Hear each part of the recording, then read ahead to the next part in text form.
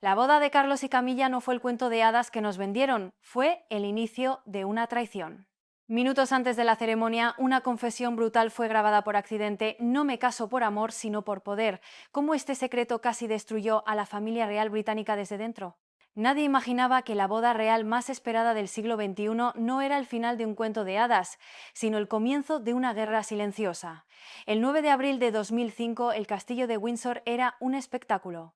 Por fuera todo parecía sacado de una película: los pájaros cantando en una mañana de primavera, las campanas de la capilla de San Jorge repicando al compás de la música militar y una procesión interminable de coches de lujo depositando a la flor y nata de la aristocracia europea. Carlos, el eterno príncipe de Gales, el hombre que había esperado toda su vida para reinar, por fin se casaba con Camilla Parker Bowles, la mujer por la que había desafiado a una institución, a su madre y a la memoria de la mujer a la que el mundo entero adoraba. La narrativa oficial era la del amor triunfante, la historia de dos almas gemelas que tras décadas de obstáculos por fin podían estar juntas.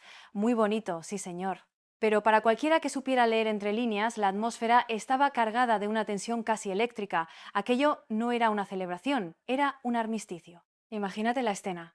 La princesa Ana, la hija de la reina, la mujer más pragmática y posiblemente la más astuta de toda la familia, entró con un abrigo beige y una expresión facial que podría haber congelado el mismísimo Támesis. Sus ojos, afilados y observadores, barrían la sala sin detenerse en nadie, pero viéndolo todo. No había alegría en su rostro, solo una resignación helada. Para ella esto no era una boda, era la rendición a una batalla que llevaban librando en privado durante años. Y luego estaban los hijos de Diana. Los príncipes Guillermo y Enrique, dos jóvenes que habían caminado detrás del ataúd de su madre a la vista de todo el planeta, ahora estaban obligados a sonreír y aplaudir en la boda de la mujer que, en la mente del público, había destruido a su familia. Caminaban con sonrisas tensas, una fachada de amabilidad que apenas ocultaba el dolor y la incomodidad de dos niños rotos. Detrás de cada saludo forzado, de cada apretón de manos, se sentía el peso de la historia, la sombra de un fantasma que se negaba a desaparecer. Y en el centro de este torbellino de emociones contenidas estaba Camilla, a punto de recibir el título de duquesa de Cornualles. El público, alimentado por años de salseo mediático, veía en ella la culminación de un amor prohibido, la victoria de la paciencia y la perseverancia. Claro que sí, guapi. La gente estaba flipando, creyendo en una historia romántica que la propia institución se había esforzado en vender para poder pasar página. Pero la verdad era mucho más compleja y oscura. Aquello no tenía nada que ver con el amor, era una jugada maestra, el movimiento final en una partida de ajedrez que Camilla llevaba planeando en la sombra durante décadas. Su objetivo no era el corazón del príncipe, era el poder que venía con él. Era la conquista silenciosa de la fortaleza más inexpugnable del mundo. Y ese día, mientras el mundo observaba fascinado el espectáculo, un hombre, un simple sirviente, leal a la corona hasta la médula, estaría a punto de tropezar con la verdad por puro accidente, un descubrimiento que tenía el potencial de hacer saltar por los aires todo el castillo de naipes. Mientras el mundo observaba la fachada de una boda real, en las entrañas del castillo, un sirviente fiel estaba a punto de grabar sin querer la confesión que podría destruir la monarquía. Lejos de las miradas curiosas y el escrutinio de las cámaras, en los opulentos aposentos privados se encontraba Colin Styles. Colin no era un sirviente cualquiera, era una institución en sí mismo, parte del mobiliario del palacio. Un hombre discreto que había servido a la familia real durante más de 30 años con una lealtad que rayaba en la devoción. Su trabajo ese día era asegurarse de que el meticuloso horario de la novia se cumpliera al segundo. En su mano, como siempre, llevaba una pequeña libreta y una grabadora de bolsillo, una herramienta que usaba para no olvidar ningún recado en el caos organizado de los eventos reales. La cosa es que, con las prisas por entrar en la suite de Camilla, su pulgar rozó un botón. No era el de apagar, era el de grabar. El pequeño piloto rojo se encendió, silencioso e inadvertido, en el forro de su bolsillo. «Solo quedan 20 minutos, señora», anunció Colin con una leve reverencia, manteniendo la mirada baja como dictaba el protocolo. Camilla, en lugar de mostrar los nervios o la emoción que se esperaría de una novia a punto de casarse con el futuro rey de Inglaterra, se giró con una frialdad pasmosa. Se acercó a una mesa auxiliar, cogió una copa de vino y bebió un sorbo largo y deliberado. No era para calmarse, en sus ojos no había ni rastro de miedo. Había un brillo de triunfo glacial, la mirada de alguien que está a punto de cobrar una deuda muy antigua. Su sonrisa de cara al público se había desvanecido, reemplazada por una máscara de acero. Colin, que la había visto en sus mejores y peores momentos, no se sorprendió por su expresión. Estaba acostumbrado a su temperamento. Lo que no esperaba, lo que nadie podría haber esperado, fue lo que vino después. Con el eco de la música militar filtrándose por los gruesos muros de piedra, Camilla soltó una pregunta que le heló la sangre. ¿Sabes por qué estoy entrando en esta familia, Colin? Su voz era tranquila, casi un susurro, pero cada palabra pesaba como una losa de granito. Colin no supo qué responder. Se quedó inmóvil. Ella no esperó respuesta. No es por las ceremonias ni los eventos de gala, y desde luego, dijo con un rastro de desdén, no es por amor.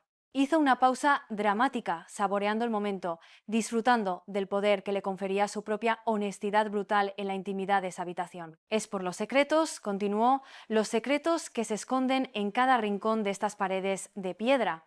Son mi poder, Colin, y una vez que los tenga todos, una vez que sepa dónde está enterrado cada cadáver, nadie en esta maldita familia podrá volver a tocarme.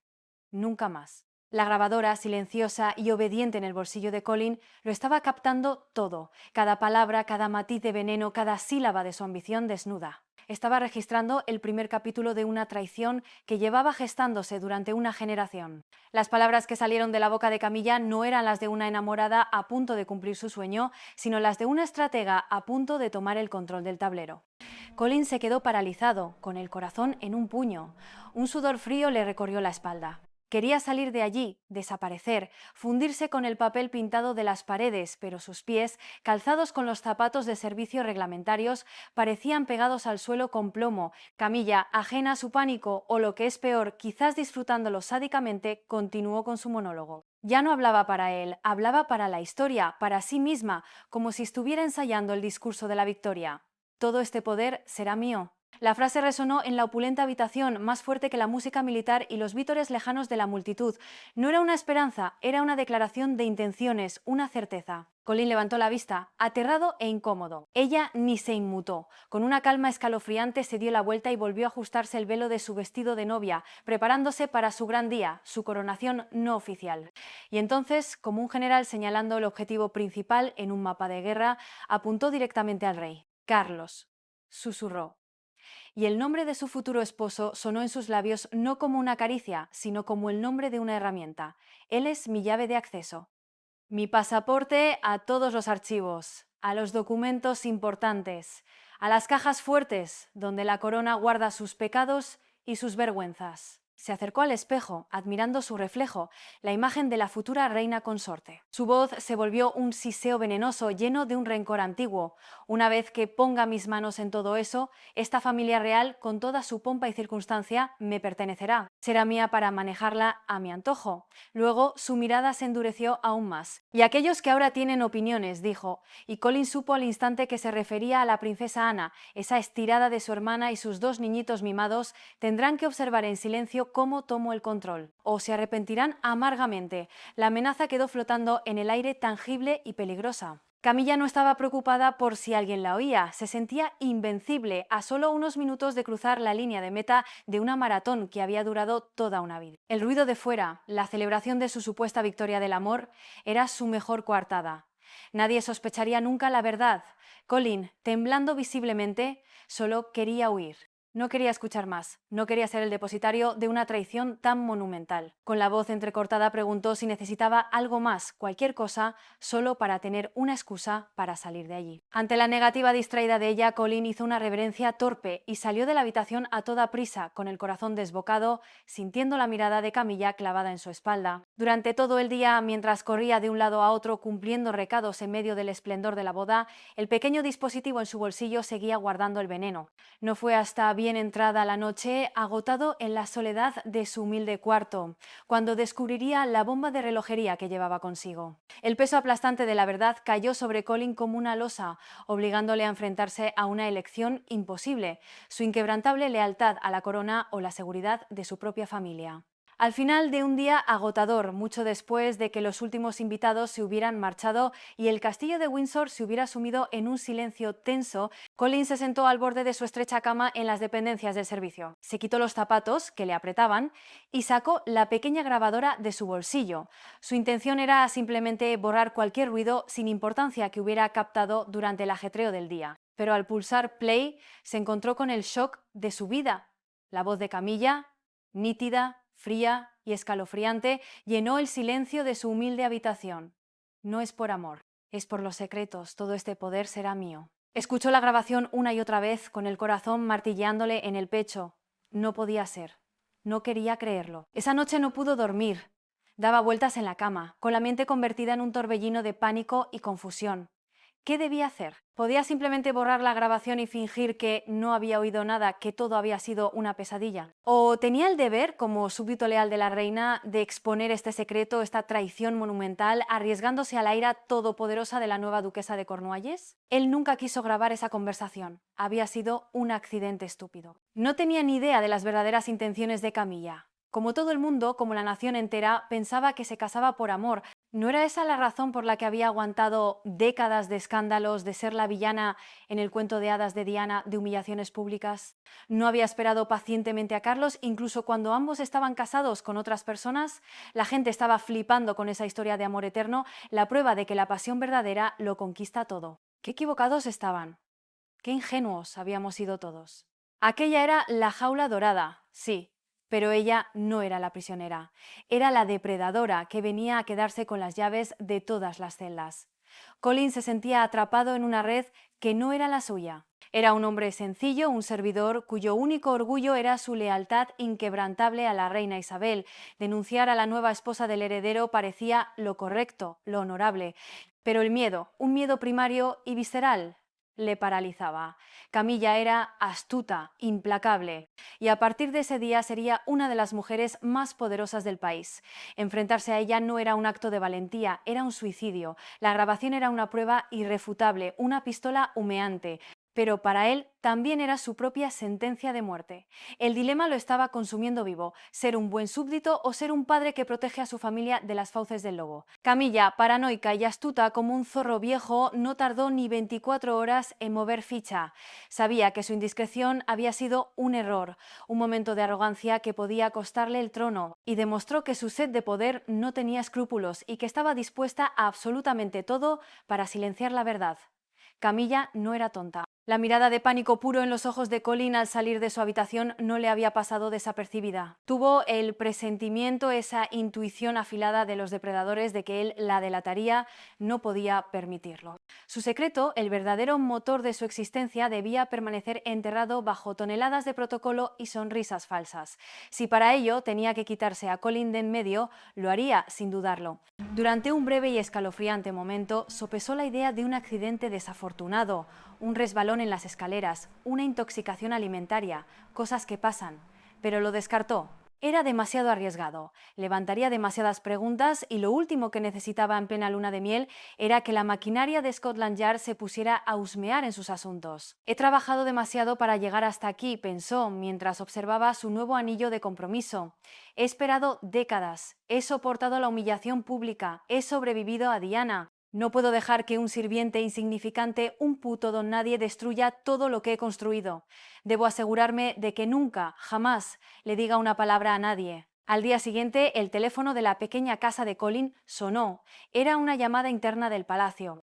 La nueva duquesa de Cornualles solicitaba su presencia en su despacho privado.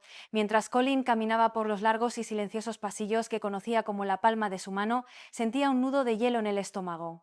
Cada retrato de un antepasado real parecía mirarlo con acusación. Llamó a la puerta con los nudillos temblorosos y entró. Allí estaba ella, de pie en un rincón, observándole con una mirada depredadora que le hizo sentir como un ratón frente a una serpiente. No hubo saludos ni formalidades.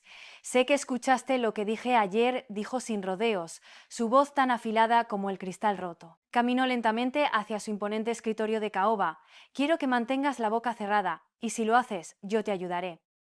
Abrió un cajón y sacó una carpeta. He hecho algunas averiguaciones sobre ti, Colin. Sé que tienes una hija enferma, una niña preciosa, por cierto, y sé que su medicación es carísima. También sé que los bancos están a punto de ejecutar la hipoteca de tu casa. La información, tan personal y vulnerable, en boca de ella, sonaba como una profanación. Yo podría solucionar todo eso. Un simple cheque. Todos tus problemas desaparecerían. La oferta quedó flotando en el aire, fría, calculada y cruel. Sin embargo, añadió, y su voz bajó a un susurro amenazante: no debes hablar de lo que oíste con nadie. Jamás. Colin no podía creer que estuviera siendo amenazado y sobornado de una forma tan descarada, tan mafiosa. Pero no tenía elección. Pensó en el rostro de su hija, en la desesperación de su esposa. Con el alma rota en mil pedazos y la lealtad a la corona hecha trizas, aceptó la oferta. En ese instante dejó de ser un sirviente. Se convirtió en su prisionero. Aquel pacto de silencio, sellado con un chantaje cruel, convirtió la vida de Colin en un infierno a cámara lenta. Mientras tanto, Camilla, libre de obstáculos y con su secreto a buen recaudo, ascendía en la jerarquía real, acumulando poder e influencia con la paciencia de una araña tejiendo su tela. Durante 15 largos y agónicos años, Colin Styles vivió con miedo. Cada día que cruzaba las puertas del palacio para ir a trabajar era una tortura psicológica. Se movía por los pasillos como una sombra, manteniendo la cabeza gacha, evitando a toda costa el contacto visual con la duquesa. Pero sentía su mirada clavada en la nuca constantemente, un recordatorio helado de que era su prisionero, de que su vida y la de su familia pendían de un hilo. El oro de Camilla, sucio y manchado de traición, pagó las facturas médicas de su hija y salvó su casa de la ejecución hipotecaria, pero ese dinero le costó la paz, la dignidad y el respeto por sí mismo. Se convirtió en un hombre roto. Mientras Colin se consumía en su jaula de miedo, la influencia de Camilla crecía de forma exponencial. Se movía por los pasillos del poder con una confianza arrolladora, habiendo neutralizado la única amenaza a su plan maestro. Se ganó la confianza absoluta de Carlos, aislándolo sutilmente de sus viejos consejeros, de aquellos leales a la reina, y colocando a su propia gente en puestos clave. Su búsqueda de poder la llevó a tomar medidas cada vez más drásticas. Con la excusa de modernizar la casa del príncipe, empezó a deshacerse del personal antiguo, de aquellos que llevaban décadas de servicio, aquellos que habían sido leales a la reina Isabel o, peor aún, que sentían un afecto imborrable por Diana. Y, por supuesto, uno de ellos fue Colin. Llegó un punto en que ya no le servía para nada, al contrario, era un cabo suelto, un recordatorio viviente y andante de su traición original. Así que un día, sin previo aviso, fue despedido con una excusa vaga sobre recortes presupuestarios, una humillación final para un hombre que le había dado 30 años de su vida a esa familia. Camilla había logrado sus objetivos principales. Tenía a Carlos bajo su control, había limpiado la casa de lealtades dudosas y ahora planeaba su movimiento final, un movimiento que consolidaría su poder de forma definitiva. Creía haber cerrado todas las puertas a su pasado, haber aterrorizado a Colin hasta someterlo por completo y luego haberlo desechado como a un pañuelo usado. Se volvió complaciente, arrogante, segura de que nadie descubriría jamás su secreto. Pero no contaba con una pieza en el tablero, una jugadora que siempre la había observado desde las sombras con una desconfianza glacial, una mujer que nunca se tragó el cuento de hadas. Y esa mujer era la princesa Ana, la observadora perpetua, la hija que heredó el pragmatismo de su padre y el sentido del deber de su madre. Siempre supo que algo no encajaba en la historia de Camilla. Su instinto, afilado por décadas de navegar las traicioneras aguas de la corte, la llevó a desenterrar un secreto que llevaba años pudriéndose bajo la alfombra. La princesa Ana nunca había confiado en Camilla. Nunca. Mientras otros miembros de la familia real optaban por una diplomacia incómoda, por aceptar la situación para mantener la paz, Ana mantenía una distancia glacial y educada que en el lenguaje de la realeza es más insultante que un grito.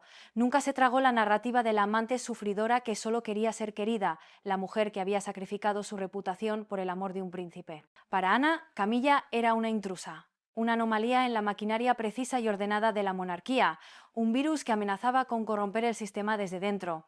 En las contadas reuniones familiares observaba con la atención de un halcón cómo Camilla manipulaba sutilmente a Carlos, cómo su influencia crecía como una mala hierba, enredándose en cada decisión, en cada nombramiento. Veía cómo su hermano, el heredero al trono, antes más cercano a ella, se distanciaba, rodeado por el impenetrable círculo de confianza de su nueva esposa. Ana, que había jurado en silencio proteger la institución por encima de cualquier individuo, incluido su propio hermano, decidió que no podía quedarse de brazos cruzados. Las cosas ya se habían salido de madre. La influencia de Camilla en la firma, como llaman a la empresa familiar, era cada vez mayor, y Ana sentía que estaba perdiendo el control. Si podía hacer algo para detener la sangría, para cortar de raíz esa mala hierba, estaba dispuesta a todo. Así que comenzó su propia investigación, silenciosa y metódica. Empezó a hacer preguntas, a tirar de hilos, discretamente. Usando su red de contactos, habló con antiguos miembros del personal que habían sido jubilados anticipadamente, con guardias y damas de compañía que habían sido apartados por el nuevo régimen de la duquesa. Buscaba un patrón, una debilidad. Y en una de esas conversaciones surgió un nombre que encendió todas las alarmas: Colin Styles. El sirviente leal, despedido abruptamente después de más de 30 años de servicio impecable. ¿Por qué? La versión oficial era vaga, pero el rumor entre el personal era que había tenido un desencuentro con la nueva señora de la casa. Hacía tiempo que había dejado el palacio, pero Ana tenía sus recursos. Movilizó a su gente y lo encontraron viviendo en una pequeña y modesta casa en el campo, un hombre envejecido prematuramente, cansado y con la mirada triste de quien carga con un gran peso. Y un día, sin anunciarse, un coche sin distintivo se detuvo frente a su puerta. De él bajó la princesa Ana, sola. Colin se quedó de piedra al verla en el umbral de su puerta. La invitó a pasar, nervioso, y sentados en su modesto salón, con tazas de té humeante entre ellos, empezaron a hablar. Aquel encuentro inesperado entre la princesa y el sirviente olvidado fue la chispa que encendió la mecha de una bomba de relojería. La carga de 15 años de silencio era demasiado pesada para un solo hombre. La presencia de la princesa Ana en su humilde salón, su mirada directa, pragmática y sorprendentemente desprovista de juicios, le dio a Colin el valor que había perdido hacía mucho tiempo. Era como si la mismísima corona hubiera ido a buscarle, a recordarle dónde residía su verdadera lealtad. Quería soltar la carga que lo había atormentado durante años, la culpa que lo consumía por dentro cada vez que miraba a su hija, sabiendo que su salud se había comprado con el precio de una traición. La conversación fluyó. Ana no presionó, simplemente escuchó. Y Colin habló. Habló de la mañana de la boda, del monólogo escalofriante de Camilla, del chantaje posterior, de los 15 años de miedo, de la humillación de su despido. Lo contó todo. Cuando terminó, un pesado silencio se instaló en la habitación. Colin se levantó, caminó hacia un viejo escritorio de madera que había pertenecido a su padre y abrió un cajón cerrado con una pequeña llave que guardaba en su cartera. De debajo de una pila de papeles viejos sacó una pequeña grabadora de bolsillo. El polvo de los años la cubría como un sudario. Con manos temblorosas se la entregó a la princesa. «Su Alteza», dijo con la voz quebrada, «creo que debería escuchar esto». Ana cogió el pequeño aparato. No había sorpresa en su rostro, solo una sombría confirmación. Pulsó el botón de reproducción. El silencio en la pequeña sala de estar se rompió por el siseo de la cinta y luego por la voz de Camilla, resonando desde el pasado: «No es por amor, es por los secretos. Todo este poder será mío». La cinta siguió, desgranando cada palabra de su ambicioso plan. Ana escuchó la grabación completa sin pestañear, con el rostro impasible como una máscara de mármol. Conocía el carácter de Camilla, su ambición desmedida, su capacidad para la intriga. Pero escuchar la traición en sus propias palabras, tan cruda, tan calculada, tan desprovista de cualquier emoción que no fuera la sed de poder, fue un golpe brutal. Cuando la cinta terminó, la princesa Ana apagó la grabadora y la sostuvo en su mano, sintiendo su peso, el peso de la prueba definitiva. En ese instante, una rabia fría y controlada se apoderó de ella. No era una rabia pasional, sino la furia gélida de un guardián cuyo santuario ha sido profanado. Aquello no era solo un ataque a su hermano, un hombre al que consideraba débil y fácilmente manipulable.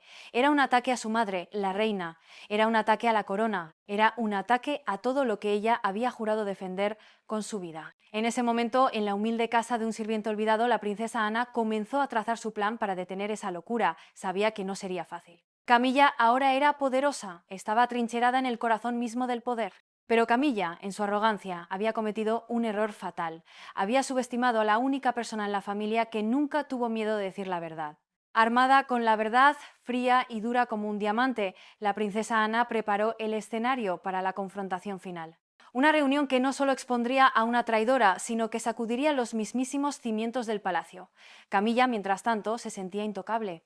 Con Colin aterrorizado, silenciado y finalmente desterrado, creía haber sellado para siempre la puerta a su pasado. Se había vuelto arrogante, disfrutando de su poder mientras planeaba su siguiente jugada con la complacencia de quien se sabe ganador. Justo cuando sentía que por fin estaba en la cima de la montaña, que había conquistado el Everest de la ambición social, el esqueleto de su armario fue desenterrado por su peor enemiga. Y era mucho más aterrador de lo que recordaba.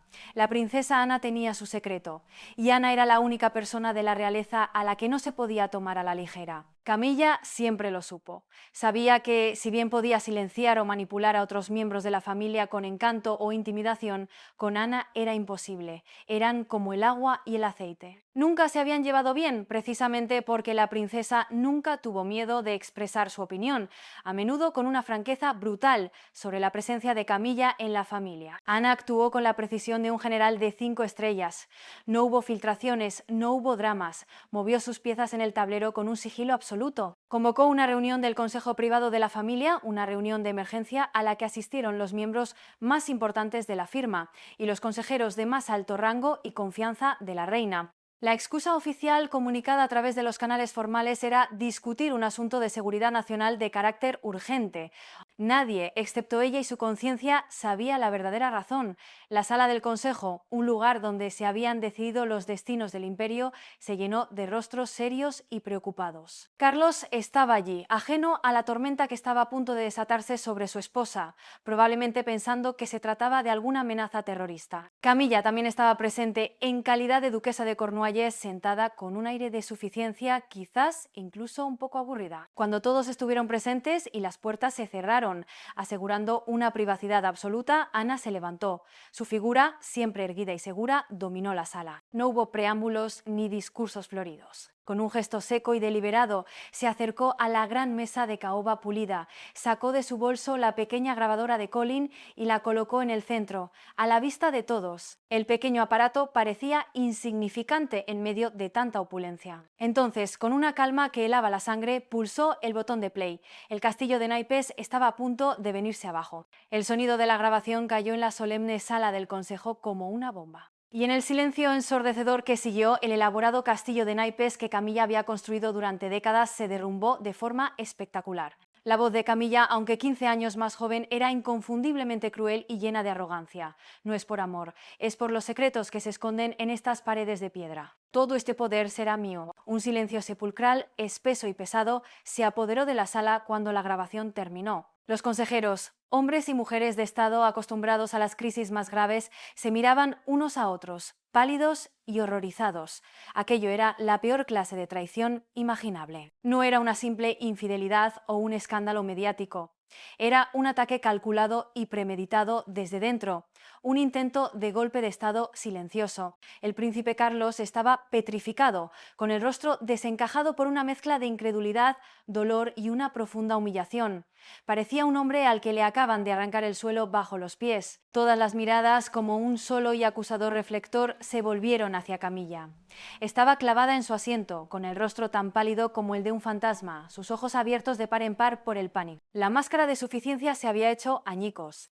No podía creer que su secreto, ese que había guardado con tanto celo durante 15 largos años, ese que creía enterrado para siempre, hubiera salido a la luz de la forma más brutal posible. Intentó balbucear una excusa, negar que fuera su voz, alegar que era un montaje, pero la evidencia era abrumadora. El castillo se había venido abajo. Ya no podía jugar con la inteligencia de Carlos ni con la paciencia de la familia que tanto se había esforzado en aceptar. Se había acabado, jaque mate. El juicio, aunque privado, fue rápido e implacable. No había defensa posible. Tras una breve y tensa deliberación, se decidió su destino. Fue relegada a una cámara cerrada y se le pidió temporalmente que abandonara el palacio. Fue despojada de sus deberes reales y reducida a la nada, a ser simplemente la esposa del heredero, pero sin poder ni influencia alguna, una prisionera en su propia jaula dorada. En ese momento, mientras la escoltaban discretamente fuera de la sala, con la mirada de Ana siguiéndola fría y victoriosa, supo que había cometido el error más grande de su vida: subestimar a la princesa Ana. Se había creído tan lista, tan por encima de esa mujer directa, trabajadora y sin adornos. Qué equivocada estaba al pensar que Ana no podía hacerle nada. Pero la pregunta que quedó flotando en el aire de aquella sala fue: ¿quién es realmente la princesa Ana? ¿Qué posición ocupa y cuán poderosa es para haber orquestado una caída tan fulminante y precisa? Para entenderlo tenemos que retroceder al principio, a la historia de la princesa que nadie vio venir. Para entender cómo la princesa Ana pudo desmantelar el imperio de Camilla con la precisión de un cirujano, tenemos que retroceder al inicio.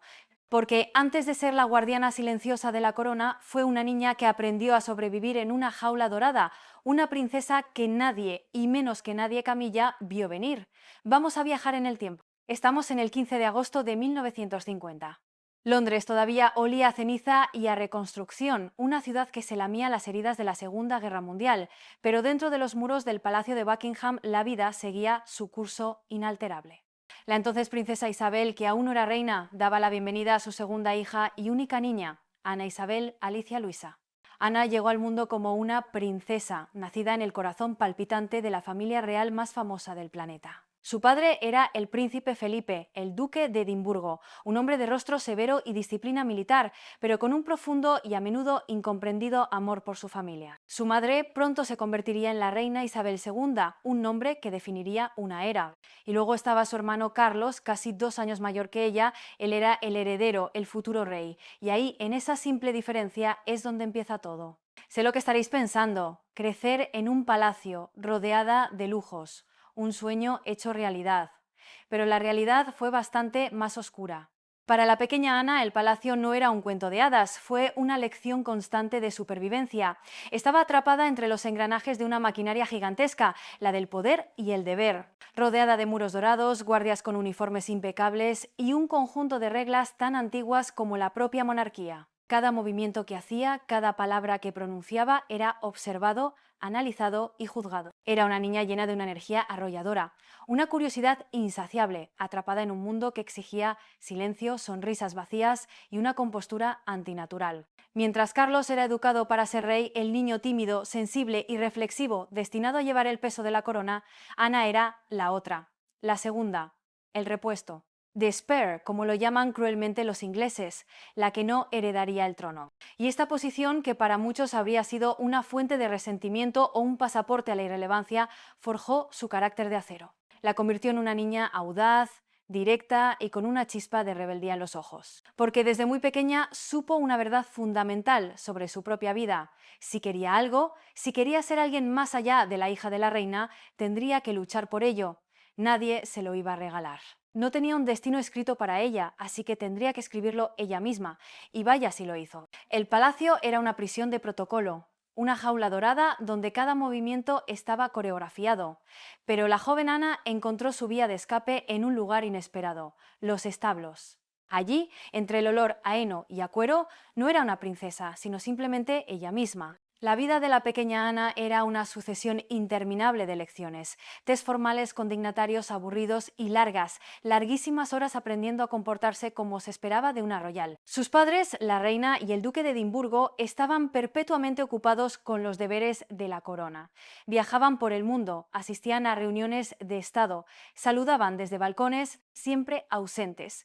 Esto significaba que Ana y su hermano Carlos a menudo eran criados por un ejército de niñeras y tutores que les enseñaban de todo, desde historia hasta modales en la mesa. Aunque materialmente lo tenía todo, le faltaba lo esencial: la normalidad de tener a su madre para arroparla por la noche o a su padre para contarle cuentos antes de dormir. Su infancia fue una de soledad dorada. Esta soledad, impuesta por el deber ineludible de sus padres, la obligó a ser fuerte por sí misma, a construir su propio mundo interior. Y encontró su refugio. Los establos reales del castillo de Windsor se convirtieron en su lugar feliz, su santuario. Siempre que podía escabullirse de sus lecciones de francés o de protocolo, corría hacia los caballos, porque a los caballos no les importaba si era una princesa. No le pedían que se sentara quieta, que sonriera para las fotos o que hablara en voz baja.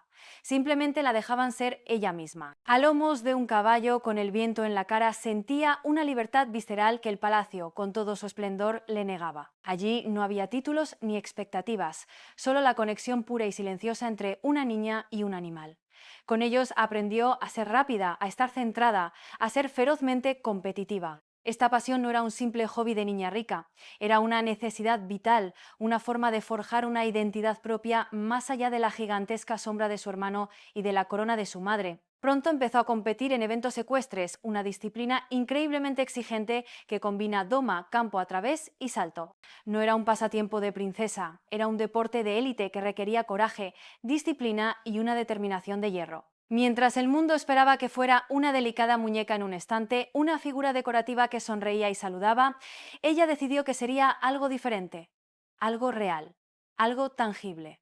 Su amor por los caballos no era solo una vía de escape, fue el crisol donde se forjó la mujer en la que se convertiría, una competidora implacable que no se dejaba intimidar por nada ni por nadie. A medida que crecía, Ana se negó sistemáticamente a encajar en el molde de la princesa sonriente, silenciosa y decorativa. En su lugar, forjó una reputación de ser directa, ferozmente inteligente y, para muchos en la corte, peligrosamente honesta. En el gran teatro de la familia real, donde cada gesto está guionizado, Ana nunca buscó el foco. Al contrario, parecía disfrutar de la libertad que le confería estar entre bastidores. Mientras el mundo a su alrededor cambiaba a una velocidad vertiginosa en los años 60 y 70, con las mujeres alzando la voz y reclamando su lugar dentro de los muros del palacio, la tradición seguía reinando con mano de hierro.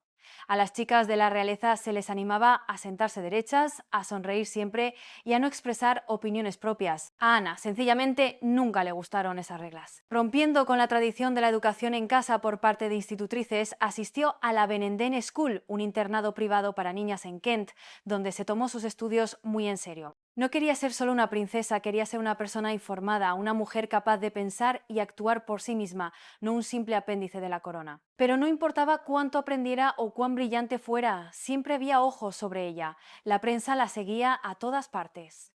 Era una de las cosas más difíciles de ser una royal. Si sonreía, los titulares decían que era cortés; si no lo hacía, que era una grosera y una malhumorada. Si guardaba silencio, la acusaban de ser frígida y distante.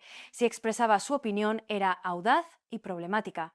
Era como caminar perpetuamente por un laberinto de espejos deformantes, sin tener ni idea de cómo el mundo te reflejaba realmente. La gente empezó a malinterpretar su seriedad como mala educación. Era percibida como fría porque no era de las que lloraban ante las cámaras ni mostraba respuestas emocionales exageradas como sí haría años más tarde su cuñada Diana. Ana no era de las que mostraban afecto en público, pero su forma de preocuparse y de ejercer su deber era mucho más profunda y práctica que la de la mayoría.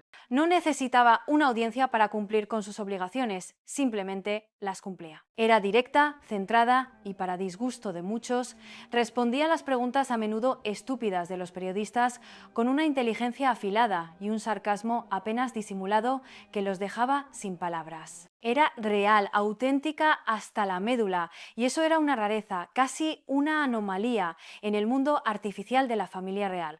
Una cualidad que muchos en el círculo interno encontraban incómoda, incluso amenazante. Porque no hay nada más peligroso para un sistema basado en las apariencias que alguien que se niega a fingir. Ana transformó radicalmente su papel en la monarquía. No se conformó con ser la hija de, una figura decorativa cuya única función era sonreír y cortar cintas en inauguraciones. En su lugar se convirtió en una de las royals más trabajadoras de la historia británica, ganándose el respeto a través de la acción pura y dura, no de la apariencia. Al llegar a la adolescencia, en una época en la que la mayoría de las princesas se preparaban para encontrar un buen marido, Ana ya había encontrado su lugar. Y no era al lado de un príncipe, sino en el centro de la acción. No siempre apoyaba la tradición, de hecho, a menudo la desafiaba, pero tampoco renegaba de su posición. Hizo algo mucho más inteligente, la transformó desde dentro. En lugar de ser un adorno, se sumergió en el trabajo. Se involucró en cientos de organizaciones benéficas, muchas de ellas poco glamurosas pero increíblemente necesarias, centrándose en el deporte, la ciencia, la ingeniería y la ayuda a países en desarrollo. Su enfoque era siempre práctico, sin adornos, directo al grano. Mientras otros miembros de la realeza eran famosos por sus escándalos, sus divorcios o su vida social de portadas de revista, la princesa Ana era famosa por su agenda implacable. Año tras año figuraba como el miembro de la familia real con más compromisos oficiales. La gente comenzó a darse cuenta de que su aparente seriedad no era frialdad, sino una concentración absoluta en su trabajo. El público empezó a respetarla no por su título, sino por su ética de trabajo. Su vínculo con sus hermanos fue un factor clave en su desarrollo.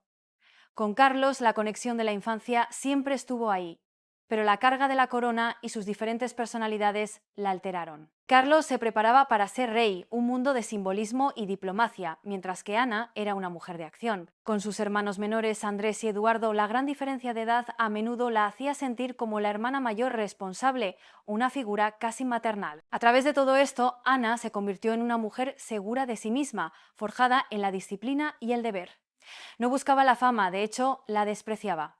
No buscaba dinero, ya lo tenía. Buscaba un propósito. Y lo encontró en el servicio. Trabajaba duro, amaba con la misma intensidad y no permitía que nadie, absolutamente nadie, se aprovechara de ella. Era una royal, sí, por nacimiento, pero también era valiente por elección. Y poco a poco, sin que nadie se diera cuenta, se había convertido en algo más que la hija de la reina. Se había convertido en una pieza clave en el engranaje de la monarquía, una fuerza estabilizadora en una familia a menudo sacudida por el drama, un pilar silencioso pero inquebrantable. Y eso Camilla, en su ceguera de ambición, nunca lo vio venir. En su vida personal, igual que en la pública, la princesa Ana rompió el guión real. No buscó un príncipe de cuento de hadas, buscó un compañero que entendiera su mundo y sobre todo que respetara su feroz independencia. Cuando Ana llegó a la edad adulta, el amor, como todo en su vida, vino con un manual de instrucciones y un comité de aprobación. No podías simplemente enamorarte de cualquiera. Había un proceso, unas expectativas, y la prensa, siempre sedienta de salseo real, la seguía a todas partes. Cada paso que daba, cada relación no declarada, cada sonrisa era fotografiada y analizada hasta la saciedad, pero Ana no era de las que esperaban cuentos de hadas. No era el tipo de mujer que soñaba con zapatitos de cristal o príncipes de pelo perfecto. Lo que ella realmente quería era algo mucho más terrenal y sólido. Alguien que la entendiera, que respetara su necesidad de espacio. Alguien que preferiblemente amara a los caballos tanto como ella y disfrutara del trabajo duro y de una existencia tranquila. A principios de los años 70 encontró a esa persona en el capitán Mark Phillips, un compañero de equitación. No era de la realeza, pero era un oficial del ejército, un deportista de élite y un hombre con una presencia serena e intensa. Y lo más importante, sabía tanto del mundo de los caballos como ella. Ese amor compartido fue lo que los unió. No los títulos, no la fama, solo los caballos. Su noviazgo fue tan tranquilo, práctico y reflexivo como la propia Ana. Se casaron el 14 de noviembre de 1973 en la Abadía de Westminster. La ceremonia, por supuesto, fue un espectáculo televisado y visto por millones de personas en todo el mundo. Las calles de Londres se llenaron de multitudes que vitoreaban, pero en medio de todo el clamor y la fiesta, el rostro de Ana permaneció sereno, casi estoico. Para ella, el matrimonio no era una actuación para las cámaras, era un compromiso serio. Se mudaron a Gatcombe Park, una casa de campo que fue un regalo de la reina. No era un palacio ostentoso, sino un hogar acogedor rodeado de campos, ideal para los caballos, los perros y una vida lo más alejada posible de las cámaras. Ana tenía muy claro que no quería criar a sus futuros hijos en los fríos apartamentos reales. Deseaba que pudieran correr libres y tener una infancia lo más normal posible. En 1977 nació Peter, el primer nieto de la reina, y en 1981 su hija, Zara. Y aquí Ana tomó una de sus decisiones más revolucionarias y definitorias. Ni Peter ni Zara recibirían títulos reales. Fue su decisión, una forma de protegerlos. Sentía que los niños debían forjar sus propias vidas, no llevar el peso de un título que no habían elegido. Quería que supieran lo que era trabajar duro y mantenerse con los pies en la tierra, no que crecieran esperando que el mundo les hiciera reverencias. No era el tipo de madre que quería ser. Y desde luego, no era el tipo de vida que quería para ellos. Pero el matrimonio de Ana no fue y vivieron felices para siempre. Su vida, a diferencia de los cuentos que se fabricaban para el público, era real, con sus altibajos, sus grietas y sus decepciones. Mientras Ana intentaba construir una vida familiar pacífica en Gatcombe Park, dedicada a su trabajo y a criar a sus hijos fuera del foco mediático, su matrimonio con Mark Phillips se desmoronaba en silencio. Por fuera parecían la pareja perfecta, ambos centrados, atléticos, estables y unidos por su amor a los caballos. Pero por dentro se estaban distanciando cada vez más. Mark estaba a menudo fuera por trabajo o por eventos deportivos, y su vínculo, que se había basado en una pasión compartida, comenzó a desvanecerse lentamente. La cosa es que en su lugar aparecieron largos momentos de silencio, agendas incompatibles y objetivos de vida diferentes. No hubo gritos ni dramas, no eran de ese estilo, simplemente ya no estaban cerca. En 1992, después de casi 20 años de matrimonio, la princesa Anna y Mark Phillips se divorciaron oficialmente. No fue un escándalo lleno de salseo y titulares jugosos, como sí lo sería el de su hermano Carlos. Fue un final tranquilo, discreto, muy al estilo de Ana. Se habían distanciado, y ambos lo sabían. La princesa no se escondió en la tristeza ni montó un espectáculo, simplemente aceptó lo que había pasado y, como siempre, siguió adelante. Pero el amor, al parecer, no había terminado con ella. En diciembre de ese mismo año, solo unos meses después de su divorcio, Anna se casó con el entonces comandante Timothy Lawrence, un oficial de la Royal Navy que había sido caballerizo de la reina. Su relación había crecido en silencio, lejos de las cámaras. Timothy era tranquilo, amable y, lo más importante, respetaba profundamente la independencia de Anna. Él no intentaba eclipsarla ni controlarla. Simplemente se paraba a su lado, en silencio y de forma constante, y para una mujer como Ana eso significaba todo. Su boda fue el antónimo de su primera ceremonia. Fue pequeña, celebrada en una modesta iglesia en Escocia, con solo la familia más cercana presente. Sin fanfarrias gigantescas, sin carrozas reales, sin multitudes. Era exactamente lo que Ana quería, algo sincero y directo. Con Timothy encontró algo diferente a su primer matrimonio, una asociación madura construida sobre la comprensión, la privacidad y un profundo respeto mutuo. Su vida amorosa no siguió el guión real, pero fue valiente y auténtica. Ana forjó su propio camino en el amor, el matrimonio y la maternidad. Nunca intentó ser la favorita de todos ni persiguió los aplausos. En cambio, construyó una vida llena de significado, lejos del brillo superficial de la corte, pero llena de un oro que no se puede ver, solo sentir. Mientras Ana construía su vida con un pragmatismo a prueba de bombas, su hermano Carlos se hundía en un matrimonio desastroso con Diana Spencer, una situación que, sin que nadie lo supiera, abriría la puerta del palacio a la mujer que se convertiría en la némesis silenciosa de Ana. La historia de la princesa Ana, centrada en el deber y la discreción, contrastaba brutalmente con el circo mediático que rodeaba a su hermano. Mientras ella optaba por una vida privada y un servicio público sin dramas, Carlos estaba atrapado en el matrimonio del siglo, una unión que desde el principio fue una bomba de relojería. La joven e idealista Lady Di pronto descubriría que su cuento de hadas era en realidad una jaula dorada de las más crueles. El mundo se enamoró perdidamente de Diana, la princesa del pueblo, una mujer que tenía un don, una capacidad casi mágica para conectar con la gente de una forma que la rígida maquinaria de la monarquía nunca había logrado. Pero dentro de los muros del palacio, su inmensa popularidad era vista con recelo y su sufrimiento era un secreto a voces. Ana observaba todo aquello con una mezcla de preocupación y pragmatismo casi exasperante. Veía una cuñada joven y vulnerable siendo devorada viva por la presión mediática y las expectativas de la corona. Veía a un hermano incapaz de manejar una situación que se le escapaba completamente de las manos, un hombre atrapado entre el deber y un amor antiguo que se negaba a morir. Y en medio de todo ese caos, siempre estaba la sombra de Camilla Parker Bowles. El amor eterno de Carlos, la tercera persona en ese matrimonio abarrotado, como diría la propia Diana. Para Ana, la presencia de Camilla no era solo una cuestión de infidelidad, algo que en los círculos aristocráticos se ha tolerado durante siglos. Para ella era algo mucho más peligroso. Era un síntoma de la debilidad de su hermano. Era una grieta en la armadura de la monarquía, una vulnerabilidad que amenazaba con romper la institución desde dentro. Cuando Diana murió trágicamente en París en 1997, el mundo lloró y la monarquía se tambaleó hasta sus cimientos. La reina Isabel, en uno de los pocos errores de cálculo de su larguísimo reinado, tardó en reaccionar y la ira popular se dirigió hacia la familia real. Fue una crisis sin precedentes. Y en los años que siguieron a esa tragedia, Camilla, con una estrategia de relaciones públicas digna de un manual, pasó de ser la otra mujer, la más odiada de Gran Bretaña, a ser aceptada poco a poco en el seno de la familia. Pero Ana nunca la aceptó. Podía tolerar su presencia en los actos oficiales, podía mantener una cordialidad gélida, pero nunca bajó la guardia. Su instinto, ese que rara vez le fallaba, le decía que la ambición de Camilla iba mucho más allá de simplemente casarse con el hombre que amaba.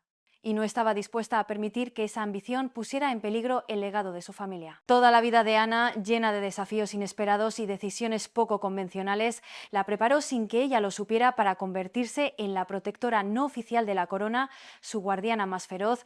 Los hijos de Ana, Peter y Zara, crecieron exactamente como ella esperaba, fuertes, independientes y con los pies asombrosamente en la tierra. Peter se convirtió en un exitoso hombre de negocios y Zara siguió los pasos de sus padres para convertirse en una campeona olímpica de equitación, ganando una medalla de plata para Gran Bretaña en los Juegos Olímpicos de Londres 2012.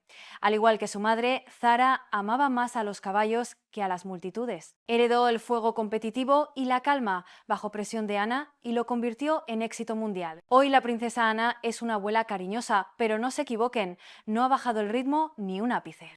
A sus más de 70 años sigue siendo año tras año uno de los miembros más trabajadores de la familia real, asistiendo a cientos de eventos al año, viajando incansablemente y, por supuesto, diciendo lo que piensa cuando importa. Su vida no ha sido un camino de rosas. Ha enfrentado el escrutinio implacable del público desde el día en que nació. Sobrevivió a un aterrador intento de secuestro en 1974, en plena calle, del que se defendió con una valentía y una sangre fría asombrosas, llegando a decirle a su atacante, "Not bloody likely", ni de coña, básicamente, una frase que se ha convertido en leyenda. Y ha soportado el dolor de un divorcio bajo la mirada del mundo entero, manejándolo con una dignidad y discreción que ya quisieran otros. Cada uno de estos desafíos no hizo más que reforzar su coraza, hacerla más dura, más resiliente. Aprendió a confiar ciegamente en su instinto, a valorar la lealtad por encima de todo y a despreciar con toda su alma la falsedad y la pretensión. Todo esto, toda esta vida de servicio y adversidad, la convirtió en la persona perfecta para detectar la amenaza existencial que representaba Camilla. Mientras otros en la familia, cegados por el amor o por el deseo de evitar conflictos,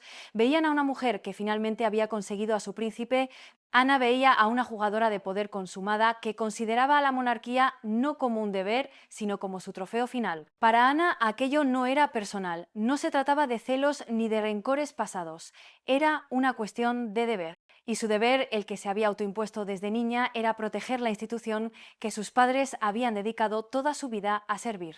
Camilla era un cáncer y Ana era la cirujana dispuesta a extirparlo, costara lo que costara. Si algo nos enseña la historia de la princesa Ana es esto, que el verdadero poder no reside en los títulos, en la línea de sucesión o en la popularidad, reside en la coherencia, en la integridad y en una autenticidad a prueba de balas, y es precisamente por eso que Camilla nunca la vio venir. Porque Camilla, que operaba en un mundo de secretos, de medias verdades, de mentiras y de manipulación, era incapaz de comprender a alguien que operaba basándose en principios tan anticuados como la verdad y el deber. Subestimó a Ana de una forma catastrófica porque Ana sencillamente no jugaba su juego. La princesa Ana siempre, bajo cualquier circunstancia, pondría a la familia real, a la institución, en primer lugar. Y si eso significaba tener que desenmascarar a una traidora, aunque esa traidora fuera la esposa de su propio hermano y futuro rey, lo haría sin pestañear. Su vida es un testimonio fascinante de que se puede nacer en la jaula dorada más opulenta del mundo sin perderse a uno mismo. No persiguió los aplausos de la multitud ni intentó ser la favorita de los medios de comunicación. De hecho, a menudo parecía hacer todo lo contrario.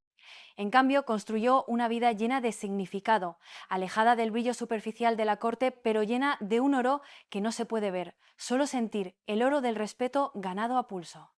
A través de los altibajos, de las alegrías y de las pruebas más duras, la princesa Ana se ha mantenido fiel a una cosa por encima de todo, a sí misma, fuerte, con los pies en la tierra y radicalmente real. Y en un mundo de apariencias, en una institución que depende casi por completo de la imagen pública, esa autenticidad es la forma más poderosa de rebelión. Su historia no es solo la de una princesa que cumplía con su deber, es la historia de una mujer que se negó a ser una simple nota a pie de página en la historia de su hermano mayor, el futuro rey. Es la historia de una mujer que vio un peligro mortal para la institución que amaba y decidió actuar. Escribió su propio capítulo en la historia de los Windsor, no con tinta y pluma, sino con determinación, coraje y una lealtad inquebrantable a la corona, y al hacerlo salvó a la monarquía de sí misma. Al final, la historia de Camilla y Ana no es solo un salseo palaciego, es una profunda reflexión sobre la naturaleza del poder, la lealtad y la traición. Y como todas las buenas historias, nos deja con más preguntas que respuestas.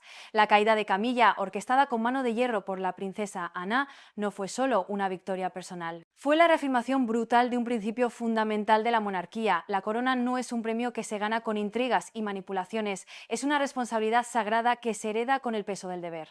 El secreto de Camilla, revelado por la grabadora accidental de un hombre honrado, nos recuerda una verdad incómoda.